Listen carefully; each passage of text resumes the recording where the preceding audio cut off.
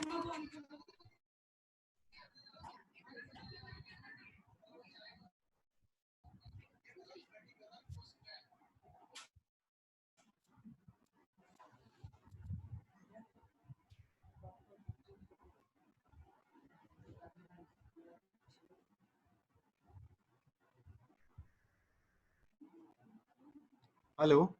Hello.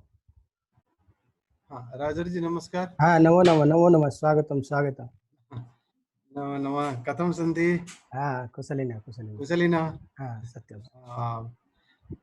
तत्रैव यथा प्रतीयते भवतां विश्वविद्यालय पुरतः एव वयं तत्रैव उपस्थिताः। सत्यं सत्यम्, एवमेव प्रयासं न तथा तत्र प्रयासं करोमि।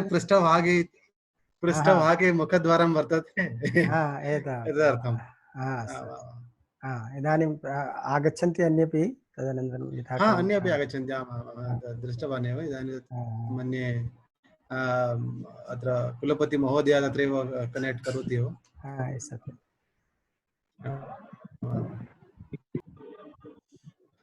तर्हि तत्रैव भवतां कृते अभिनन्दनानि। अभिनन्दनानि भवतां समेषामपि।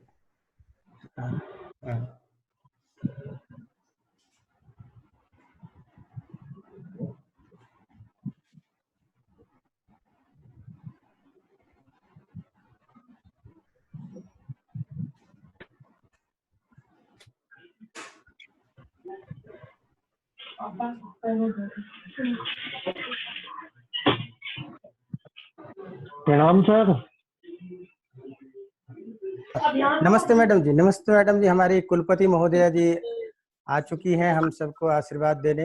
ये हमारे लिए बड़े सौभाग्य की बात है कि इस संस्कृत विश्वविद्यालय में जो कुछ भी अभी नए टेक्निक के हिसाब से संस्कृत को आगे बढ़ाने की प्रक्रिया चल रही है, उसमें हमारे कुलपति महोदया जी का जो एक नई सोच और एक नई संकल्पना है, मैं आप सबको बता नहीं सकता। और वो अपने समय से पहले ही हमारे बीच में आ चुकी हैं, तो ये हमारे लिए बहुत गौरव की बात है और हम सभी के तरफ से उनका अभिनंदन है, स्वागत है मैडम कुलपति हमारी माननीय अनुला मौर्य जी का, जो हमें आशीर्वाद देने के लिए हमारे बीच में आ गई हैं और सब भी जुड़ रहे हैं। तो वैधानिक प्रक्रिया के साथ हम इसको प्रारंभ करेंगे और ये हमारी पहली प्रकल्पना है और हम संस्कृत के अध्यापक इस चीज़ को आज सफल तरीके से आप सबकी शुभकामना से कर लेते हैं, तो फिर आगे और इसका विस्तार करेंगे। तो हमारे और कुछ साथी सब जुड़ रहे हैं धीरे धीरे। तो मैं मैडम जी को अपनी प्रणामांजलि निवेदित करता हुआ और फिर आप सबके इस कार्यक्रम में सबका एक साथ स्वागत करता हुआ इस कार्यक्रम को प्रारंभ करूंगा वैधानिक।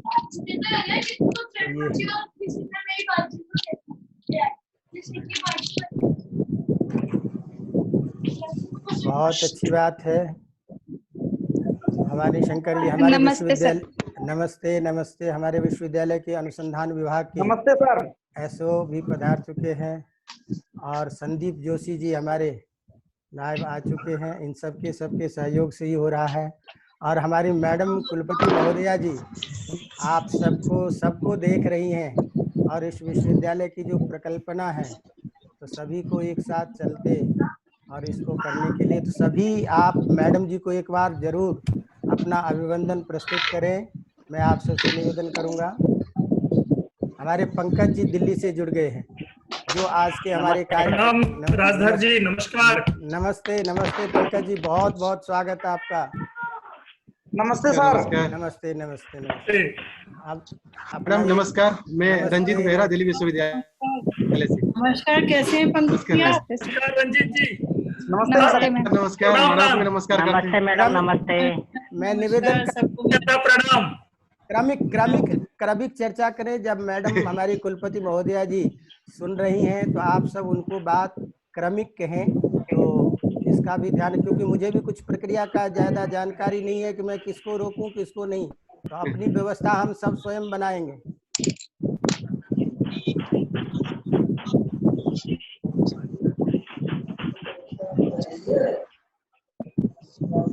और हमारे शोध छात्र भी बहुत सारे जुड़ गए हैं।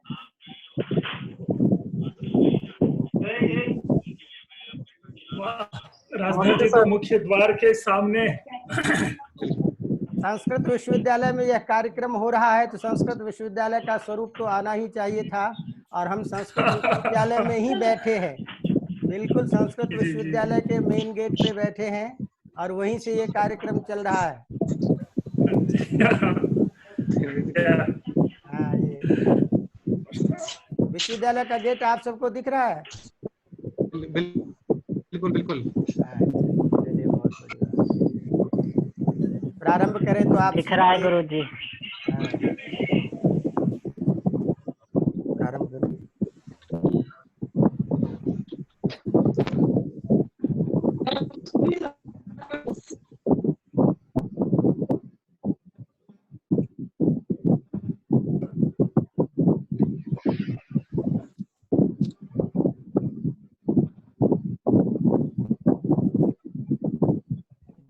हमारे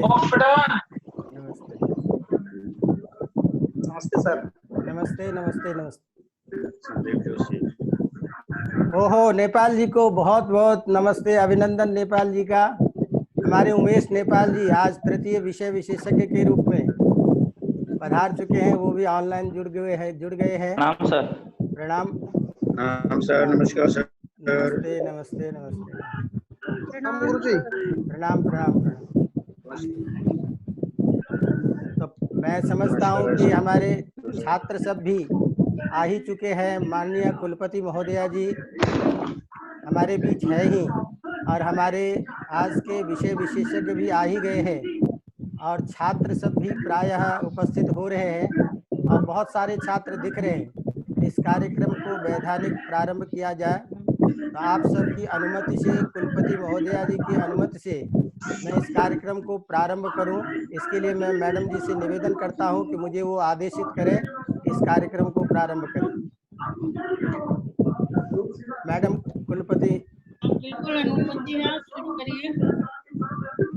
ओम प्रातर्भजामि भजतामविलासदात्रीं धात्रीं समस्तजगतां दुरितापहन्त्रीं संसारबन्धनविमोचनहेतुभूताम् आयां परां समधिगम्य परस्य विष्णोः सर्वमङ्गलमाङ्गल्ये शिवे सर्वार्थसाधिके शरण्ये त्र्यम्बके गौरी नारायणी नमोस्तुते। अयि मान्याः संस्कृत जगद्गुरु रामानंदाचार्य राजस्थान संस्कृत विश्वविद्यालयेन ऑनलाइन माध्यमेन छात्राय यथा उपकारकं स्यात् तदर्थं शैक्षणिक गतिविधि प्रसारणाय ऑनलाइन माध्यमेन प्रकल्पितः अयम् उपक्रमः प्रथमः उपक्रमः वर्तते। अत्र भवतां समेषामपि स्वागतं व्याहरामि। अद्य अस्मिन् कार्यक्रमे अस्माकं कृते इदं महत् सौभाग्यं वर्तते यद् माननीयानां शिक्षा मंत्री महोदयानां श्रीमतां सुभाष गर्ग महोदयानां शुभाशीर्वादः अपि वर्तते। तत्र मान्यानां श्री शिक्षा मंत्री महोदयानां शुभाशंसा अस्त्येव मन्ये, यथावसरं तेपि कदाचित् आगमिष्यन्ति। परम् अद्य जयपत्तने अस्माकं मुख्यमंत्रिणा सह तेषाम् इदानीं वार्ता प्रचलति एतावता व्यवधानम्। तो इस कार्यक्रम की प्रारंभ करने से पहले मैं एक निवेदन आप लोगों को इस बीच में करना चाहता हूं कि जिनके अपने ये किसी के पीछे से आवाज आ रही है, इसको बंद करो फोन को। ऑनलाइन पे जो है, हाँ माइक बंद करवाइए, माइक म्यूट करवाइए। आप अपने हाँ पीछे से फोन बंद करो, किसी के पीछे फोन चल रहा है। मैं यही निवेदन करना चाहता हूं कि जहां किसी के भी मोबाइल ऑन है, जो भी अपने आप जहां बैठे हैं उस तरह से बहुत आवाजें आ रही है, उसमें डिस्टर्ब ना हो, इसका ध्यान रखें। बंद कर लो फोन, ये आवाज। हाँ, एक बार आप सभी से पुनः एक बार निवेदन है, आप अपने मोबाइल को आप जहाँ कहीं भी जिसको खोल रखे उसको बंद करें एक केवल म्यूट करें आप अपने अपने मोबाइल को एक बार म्यूट कर लें ताकि कार्यक्रम को ढंग से प्रारंभ कर सकूं।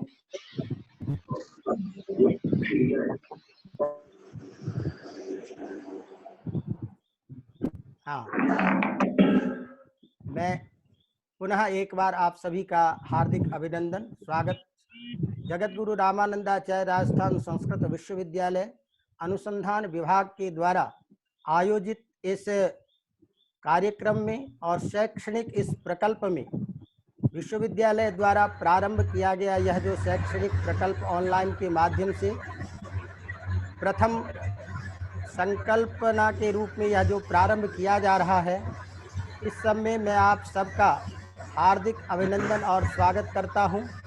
मैं इस अवसर पर अपने विश्वविद्यालय के संस्थापक आचार्य पूज्य श्री ब्रह्मलीन ब्रह्मपीठाधीश्वर पूर्व हमारे माननीय महाराज जी की जो शुभ कल्पना, जिनके आशीर्वाद से संस्कृत विश्वविद्यालय चल रहा है, उन महाराज जी के चरणों में प्रणाम अर्पित करता हुआ इस कार्यक्रम को प्रारंभ करता हूं और आप सभी का स्वागत करता हूं। विशेष रूप से माननीय कुलपति महोदया जी प्रोफेसर अनुला मौर्य जी का, जिन्होंने इस कार्यक्रम की रूपरेखा को तैयार करने के लिए और हम सबको बराबर इस तरह के शैक्षणिक कार्यों को प्रचालित करने के लिए प्रेरित करती रहती है और जिस विषय में हमें कुछ जानकारी उपलब्ध नहीं होती, यथा समय उन सारी जानकारी को उपलब्ध करा करके बार बार प्रेरित करती रहती है। जैसा कि आप सभी जानते हैं कि प्रेरक ही दुर्लभ हुआ करता है, क्योंकि कार्य करने की प्रेरणा जब तक नहीं होती है तब तक प्रवृत्ति नहीं होती है। इस प्रेरणा स्वरूप मैं माननीय कुलपति महोदया जी का अंतःस्थल से हृदय से हार्दिक अभिनंदन करता हूं और इस अवसर पर विशेष रूप से माननीय शिक्षा मंत्री, संस्कृत शिक्षा मंत्री सुभाष गर्ग जी का अभिनंदन करता हूं कि उन्होंने इस कार्यक्रम के स्वरूप की स्वीकृति देकर और अपने आने की भी स्वीकृति उन्होंने मुझे प्रदान की है और माननीय कुलपति महोदया जी से उनकी जो बातचीत हुई है उस हिसाब से वो निश्चित रूप से यहाँ आने का प्रयास करेंगे।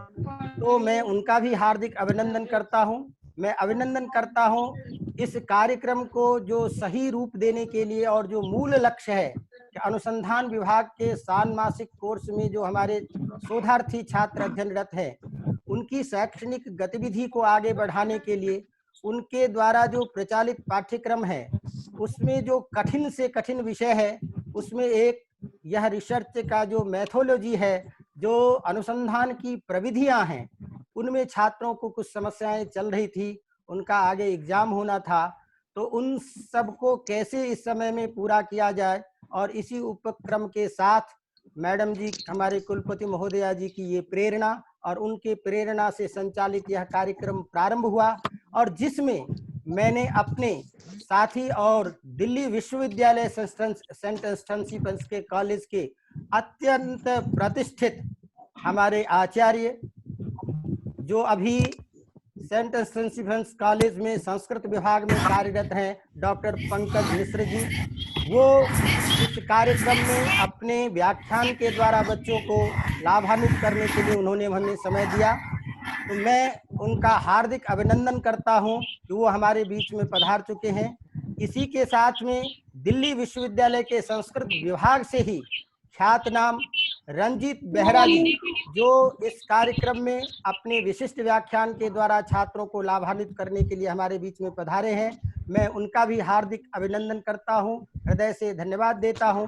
और तीसरे जो विषय विशेषज्ञ के रूप में हमारे बीच में है, राजस्थान संस्कृत विश्वविद्यालय के संस्कृत विभाग के आचार्य, साहित्य विभाग के हमारे विभागाध्यक्ष श्री उमेश नेपाल जी। तो मैं आप सभी का एक बार अंतःस्थल से संस्कृत विश्वविद्यालय की तरफ से हार्दिक अभिनंदन करता हूं और इस अवसर पर मैं अभिनंदन करता हूं विशेष रूप से बाहर से जो पधारे हुए हमारे विशेष अतिथि हैं जो इस कार्यक्रम में भाग ले रहे हैं। जैसे कि मैं देख रहा हूं हमारे बाहर से भी कुछ जुड़े हुए लोग हैं और संस्कृत विश्वविद्यालय के उन छात्रों को विशेष रूप से मैं धन्यवाद दूंगा जिन्होंने कि इस कार्यक्रम में अपने नियत समय में उपस्थित हुए हैं। तो मैं इसी के साथ आप सबकी इस शुभकामना के साथ इस कार्यक्रम की सुखद अभिवृद्धि के लिए, सुखद संचालित के लिए मैं सर्वप्रथम भगवती की आराधना के बाद माननीय कुलपति महोदया जी से ही निवेदन करूंगा कि इस कार्यक्रम की शुभ संकल्पना के साथ हमें आशीर्वाद देते हुए इस कार्यक्रम का शुभारंभ करेंगी और माननीय कुलपति महोदया जी के उद्बोधन के साथ ही इस हम कार्यक्रम को प्रारंभ करेंगे। तो मैं निवेदन करता हूं अपने कुलपति महोदया माननीय अनुला मौर्य जी से, वो हमें संबोधित करके हमें अनुग्रहित करें। माननीय कुलपति महोदया जी। पहले तो आप लोग ना सब अपना हाँ आप सब, डिस्टर्बेंस हो रही है। हाँ आप अपने सभी जहाँ अपने मोबाइल को एक बार बिल्कुल बंद कर लें। वैसे मैं यहाँ से कोशिश कर रहा हूँ बंद करने की, लेकिन आप लोग अपने मोबाइल को जरूर बंद कर दें वहाँ, और ध्यान पूर्वक मैडम स्पीकर हैं जो बोलेंगे वो ही ऑन रखें, बाकी लोग म्यूट करके रखें, तभी आवाज जो है वो साफ होगी।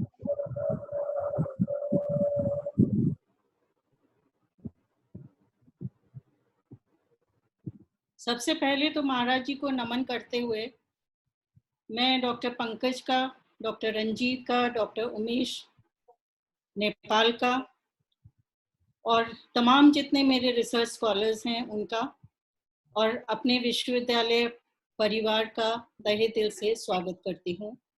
और ये बड़ी खुशी की बात है कि हमारा जो रिसर्च सेंटर है जिसके डायरेक्टर डॉक्टर राजधर हैं, उन्होंने सर्वप्रथम ये प्रयास किया कि हमारे रिसर्च स्कॉलर्स को किस तरह से हम रिसर्च मेथोडोलॉजी के ऊपर कोई व्याख्यान वगैरह रखें, और उन्होंने ये पहला प्रयास किया है कि वेबिनार को ऑर्गेनाइज किया है। तो मैं डॉक्टर राजधर मिश्र जी को तहे दिल से बधाई देती हूँ इस रिसर्च मेथोडोलॉजी पर जो आयोजन आपने किया है उसको आयोजित करने के लिए। रिसर्च मेथोडोलॉजी किसके लिए जरूरी है? जो रिसर्च कर रहे हैं, जो पीएचडी में षड्मासिक कोर्स कर रहे हैं, विशेष रूप से ये उनके लिए बहुत लाभप्रद है।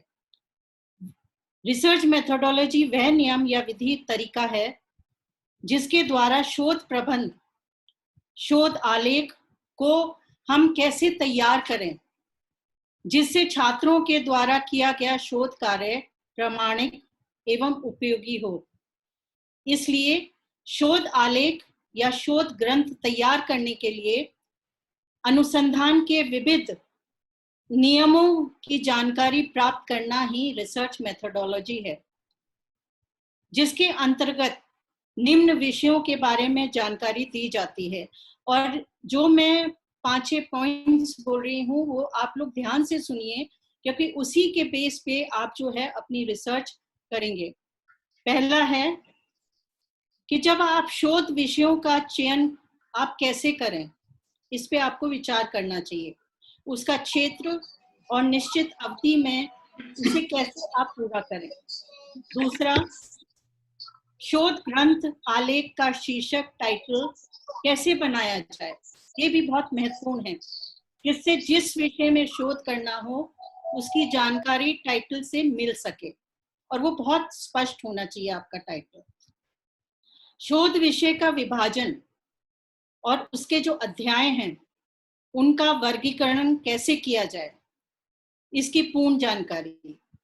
चौथा है, शोध की प्रामाणिकता के लिए प्रमाण तथ्य सामग्री की प्रस्तुति एवं उसका समायोजन कैसे किया जाए।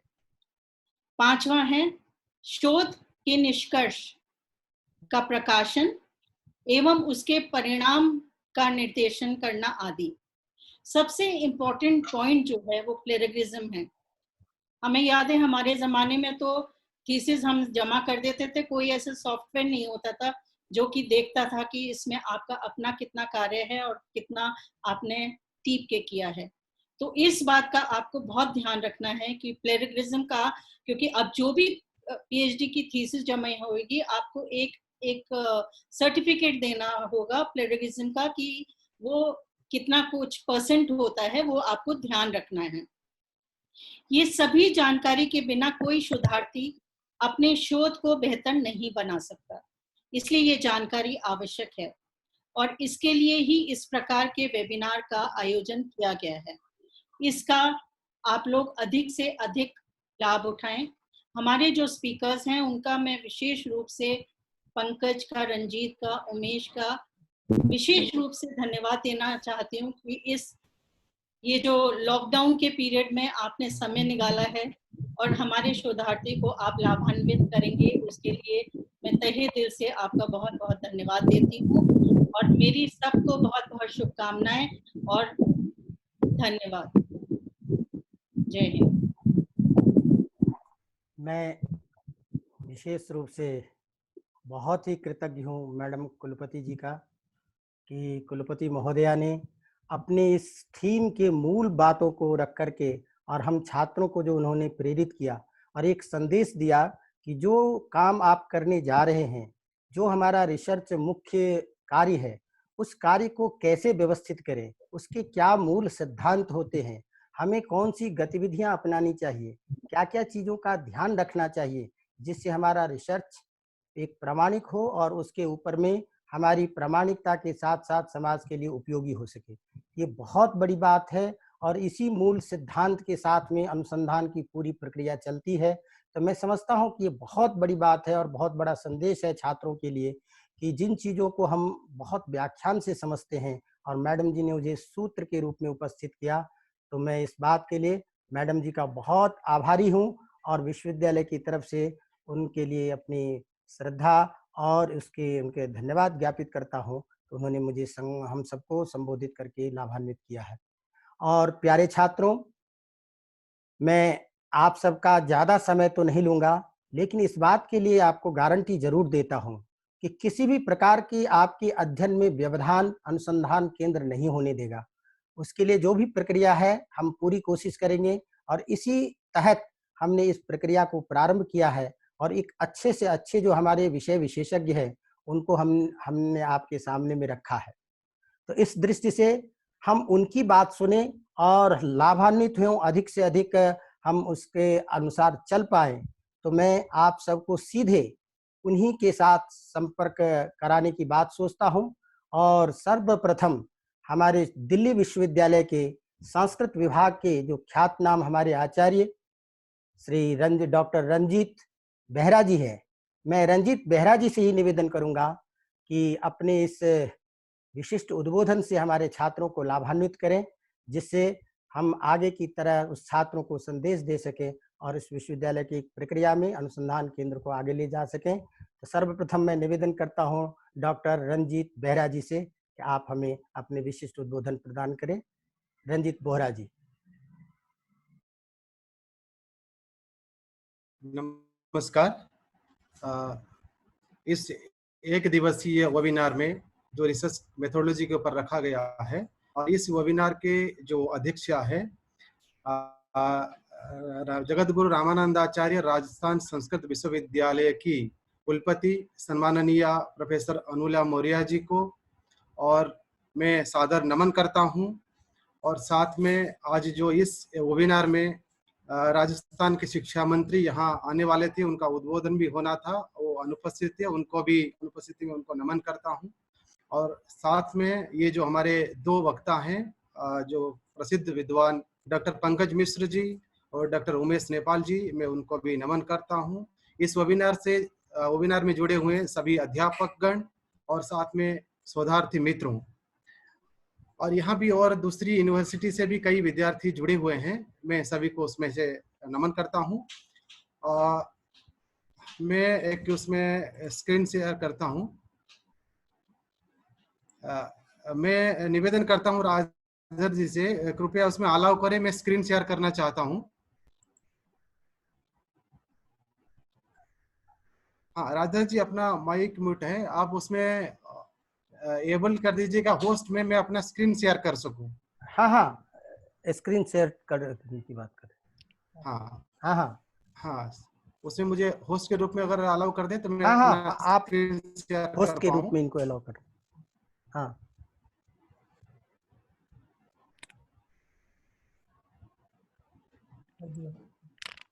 शायद हो गया होगा, कर दिया गया है। हाँ बिल्कुल बिल्कुल। हाँ हाँ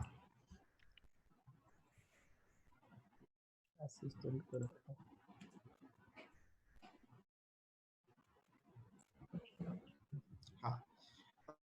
हाँ, मुझे लगता है आप लोग स्क्रीन देख पा रहे होंगे। जी सर। जी सर। हाँ, तो ये अच्छा, उसमें एक इस समय में जो आप पूरे भारत की स्थिति नहीं, पूरे विश्व में ऐसी स्थिति है जहाँ हम लोग बच्चों से इंटरेक्ट नहीं कर पा रहे हैं। आज ये मौका है, तो बच्चों से हम लोग एक बार इंटरेक्ट करने का मौका मिला हुआ है। साथ में और भी प्रसिद्ध विद्वान हैं, उनके साथ भी अपने सुझाव, अपने मत को हम लोग शेयर करना चाहते हैं। आज का जो टॉपिक रखा गया है, जो शोध प्रविधि है, तो अगर शोध प्रविधि की बात करते हैं इतने सीमित अवधि में, जैसे संयोजक महोदय जी ने हमने कार्यक्रम की रूपरेखा दी है, तो कम समय में इतनी सारी बातों को हम लोग तो शेयर नहीं कर सकते हैं, लेकिन शोध प्रविधि में 3-4 बिंदुओं को लेकर मैं अपनी बात जरूर रखना चाहूंगा। तो उसमें तो मैं जो बीच बीच में तो एग्जाम्पल देना चाहूंगा, तो उसमें वैदिक वाङ्मय के संदर्भ में, क्योंकि यहाँ जो मैं आपके वेबसाइट के माध्यम से जा रहा था, जो वेदांग विभाग है, उसमें कई शास्त्रों का उसमें से अध्ययन कराया जाता है। मैंने 2-3 एग्जाम्पल वैदिक वाङ्मय भी देना चाहता हूँ। तो आगे मैंने जो मुख्य बिंदुओं के ऊपर मैंने वहाँ चर्चा करने का निर्णय लिया है, शोध का स्वरूप, जैसे हमारे कुलपति महोदया जी ने उसमें इंगित किया है, निर्देशित किया है। तो हमारा शोध का स्वरूप क्या होगा, बात एक हम लोग कोई शोध पत्र लिखे या शोध प्रबंध लिखे या कोई ग्रंथ लिखे, उसका स्वरूप क्या होगा और शोध के क्या उसमें प्रकार होते हैं, शोध का महत्व और विषय निर्धारण, सबसे इम्पोर्टेंट जो करते विषय निर्धारण है, उसके ऊपर थोड़ी सी अपनी बात रखूंगा।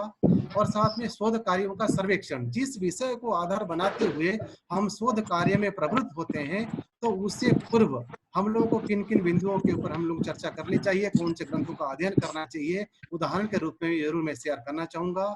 साथ में सामग्री संकलन, कैसे कैसे सामग्रियों का संकलन हम लोग करें। और एक सबसे इम्पोर्टेंट है, जैसे हम लोग उसमें सामग्रियों का संकलन कर दिया, जो प्रस्तुतिकरण होगा वो प्रस्तुतिकरण कैसे करें और कैसे सर्वमान्य से उसमें से स्वीकृत किया जाना चाहिए, तो उसके हिसाब से कि उदाहरण साइटेशन कैसे करें, ये बिंदुओं को मैंने अपने हिसाब से उसमें रखा है।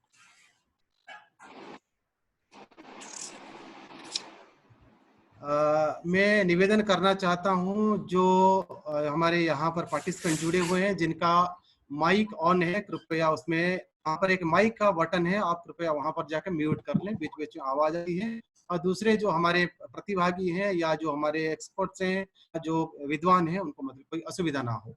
तो फर्स्ट तौर पर शोध के बारे में सिंपल हम लोग जानते हैं, तो आप लोगों ने रिसर्च मेथोडोलॉजी क्लास का आप लोगों ने अटेंड भी किया होगा आपकी यूनिवर्सिटी में। तो जनरली शोध का जो स्वरूप है, तो हम जितने पूर्ववर्ती शोध किया गया है वो ज्ञान को हम लोग देते हैं, और उसी ज्ञान के माध्यम से, उस अध्ययन के माध्यम से, उस ग्रंथों के माध्यम से कैसे नूतन सिद्धांतों का उसमें अन्वेषण किया जाए, उसके प्रति हम लोग आगे अग्रसरित होते हैं, आगे वो कार्य करने के लिए हम लोग प्रारंभ होते हैं। अगर शोध की बात कहें, इसी शोध के संदर्भ में उसमें अलग अलग शब्दों का उसमें प्रयोग किया जाता है। अधिकांशतः अनुसंधान शब्द का हम लोग उसमें प्रयोग करते हैं, जैसे राजस्थान संस्कृत विश्वविद्यालय का जो विभाग का नाम है अनुसंधान विभाग है, और अनुसंधान शब्द कई जगह पर अलग अलग जगह पर प्रयोग किया जाता है। हमारे भारत में जो सर्वप्रतिष्ठित संस्थान है, तो वहां पर जो है अनुसंधान शब्द का वहां पर प्रयोग किया जाता है। जैसे ICPR की बात करें या NCERT की बात करेंगे, राष्ट्रीय शैक्षिक अनुसंधान एवं प्रशिक्षण परिषद, भारतीय अनुसंधान प्रयोगशाला, भारतीय सामाजिक विज्ञान अनुसंधान परिषद, ऐसे अलग अलग जगह पर अनुसंधान शब्द का अधिक प्रयोग किया जाता है और सबसे उचित हम लोग उसे मानते हैं। और जो शोध कार्य है, ये निरंतर हमेशा ये कार्य हमेशा चलता रहता है। और जनरली हम लोगों ने अगर कोई विषय के ऊपर कोई शोध किया, देखिए जो ह्यूमैनिटीज की बात करते हैं उसका शोध प्रविधि, उसका शोध निष्कर्ष अलग होता है, और जो विज्ञान की बात करते हैं उनका शोध निष्कर्ष अलग अलग उसमें होता है। कभी कहते हैं बिल्कुल ये शाश्वत है, लेकिन विज्ञान के अंतर्गत वो भी शाश्वत। हाँ, और भी विद्यार्थी धीरे धीरे जुड़ रहे हैं जो मेरे पास आते हैं एडमिट करने के लिए, मैं एडमिट उसमें से करता हूं। और जो शोध के प्रकार के संदर्भ में अगर उसमें से बात उसमें करना चाहते हैं, तो मौलिक शोध है, जिस पर अपना मौलिक शोध कार्य है, ऐतिहासिक शोध है, सर्वेक्षणात्मक है, भाषा संबंधी है, तुलनात्मक है, समीक्षात्मक है और समालोचनात्मक है। तो ऐसा ही हम लोग जानते हैं, जैसे ऐसे ऐसे बिंदुओं को हम लोग उपस्थापित करते हैं और जहां पर अपनी मौलिक दृष्टि रहती मेरी है। बातें जानी चाहिए। प्राक विद्वानों ने, जैसे हम लोगों ने एक मंत्र इसमें देखते हैं, प्राचीन आचार्यों ने या पूर्ववर्ती शोधार्थियों ने कैसे शोध कार्य किया है और उसको देखते हुए अपने विचार को प्रकट करते हुए नई नई विद्वानों को, नई नई मतों को, नई नई दृष्टियों को सभी देख रहे सभी हैं। के सामने लाने के लिए हमेशा हम प्रयास करते रहते हैं। तो आगे अगर उसमें शोध संबंधी दो चार बातों को उसमें देखना चाहेंगे, क्या उसमें महत्व की बात अगर करें तो बौद्धिक विकास हम अपने हिसाब से जितने शोध ग्रंथों का, मौलिक ग्रंथों का उसमें अध्ययन उसमें करते रहते हैं। तो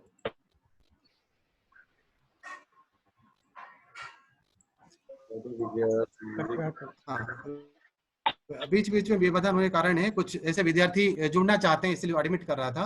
जो हाँ, आगे कोई दिक्कत देखिए, बौद्धिक विकास अपनी बुद्धि के हिसाब से हम जितना अध्ययन करते हैं और उसी शोध प्रक्रिया को आगे विकासित कैसे हो, अपनी बुद्धि के हिसाब से हम लोग कार्य करते हैं। आगे सामाजिक विकास, जो हम अपने शोध के माध्यम से ऐसे कई नई दृष्टि लाते हैं जो समाज की उन्नति के लिए वहाँ कोई ना कोई उसमें योगदान उसमें रहता है।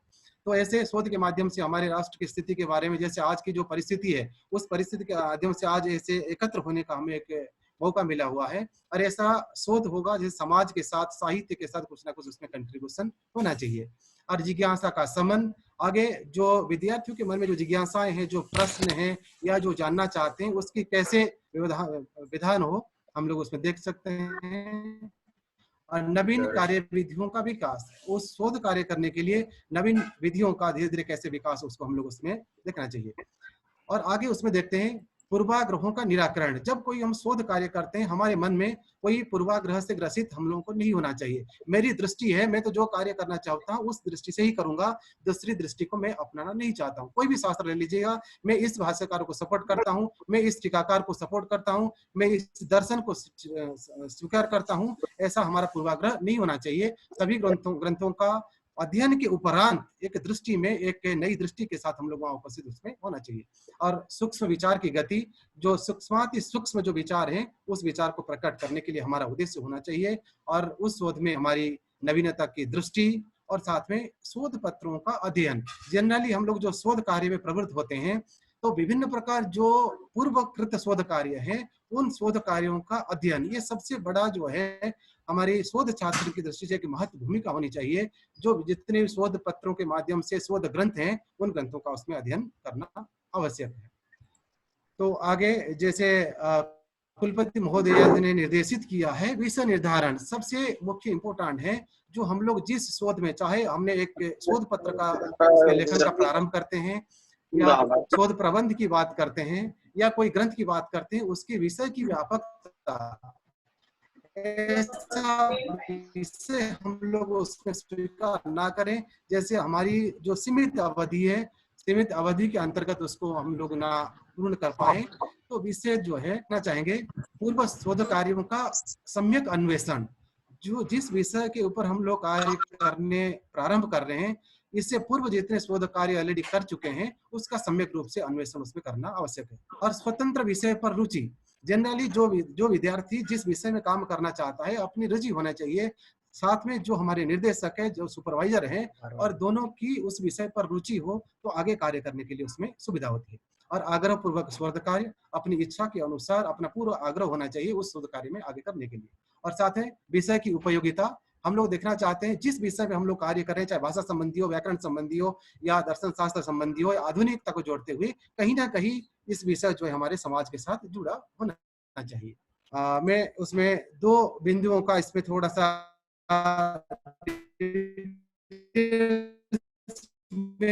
देना चाहता हूं ना। शोध कार्यों का सर्वेक्षण जनरल कार्य के लिए प्रवृत्त होते हैं। जनरली जो विश्वविद्यालय, जिस विश्वविद्यालय से संबंधित विद्यार्थी है, उस विश्वविद्यालय में जितने शोध कार्य हुए हैं उनका सही अध्ययन एवं मार्गदर्शन उसमें से लेना चाहिए। और साथ में अन्य विश्वविद्यालय से जितने शोध कार्य हो चुके हैं उनका भी अच्छी तरह उसमें देखें। अगर जब शोध कार्यों का सर्वेक्षण करेंगे तो एसोसिएशन ऑफ इंडियन यूनिवर्सिटीज, अगर उसको देखना चाहेंगे, आपके पास से पूरे के पूरे शोध कार्य की जो संक्षिप्त रूपरेखा वहां से प्राप्त कर सकते हैं। जो हमारे 3 केंद्रीय विश्वविद्यालय हैं उनके वेबसाइट्स हैं, उसके माध्यम से हम लोग और भी डिटेल्स उसमें शोध कार्य को देख सकते हैं।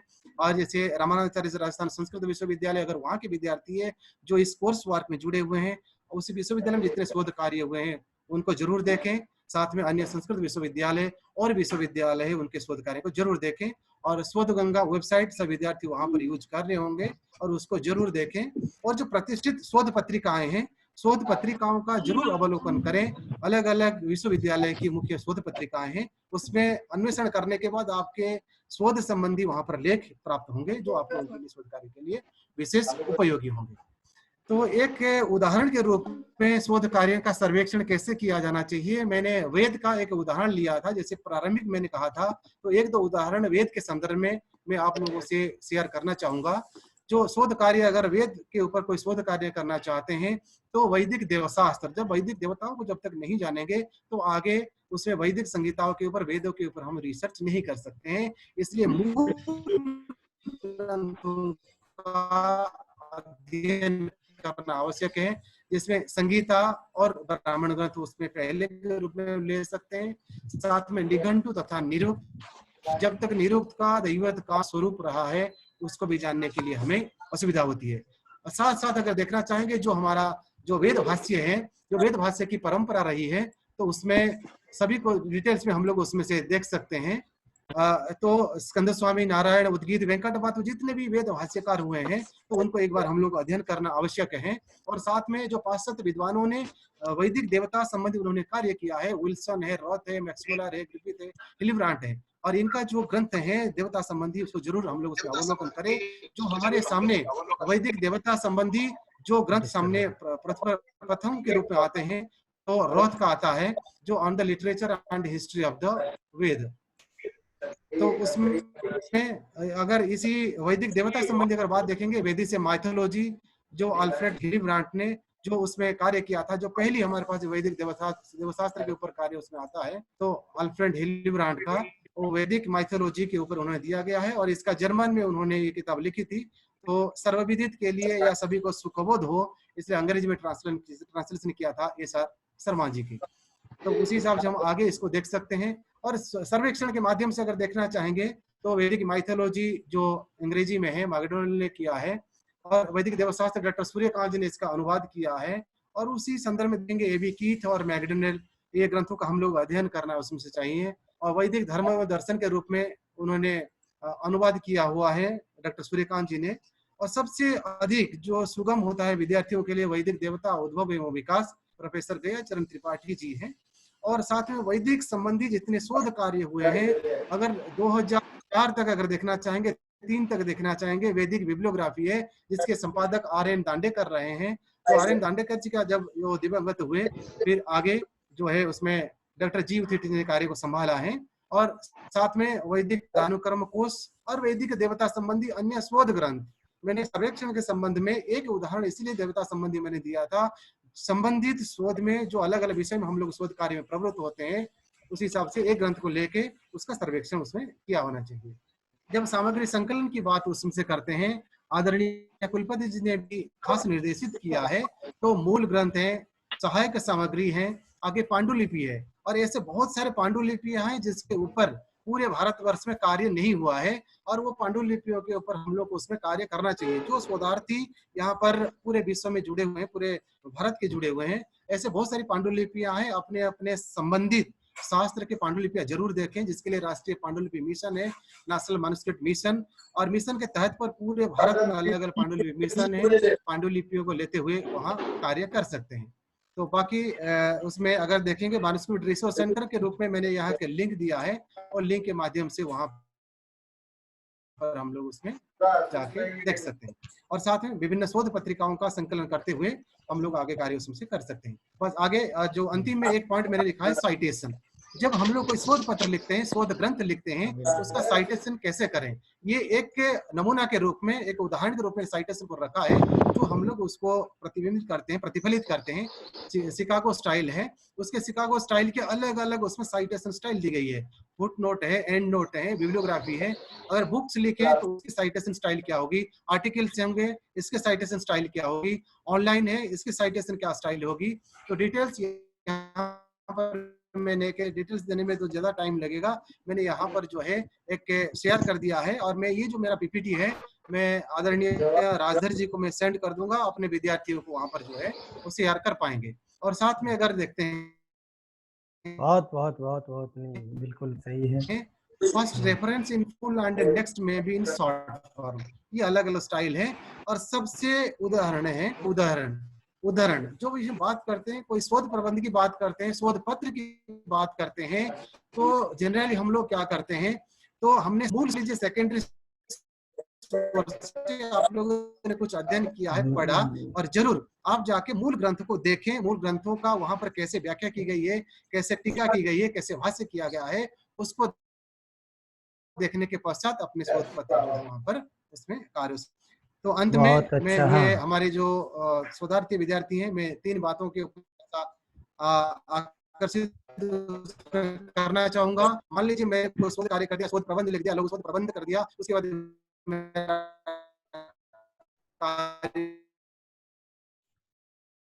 हो गया, ऐसा नहीं है। जो रिसेंटली था उन्हें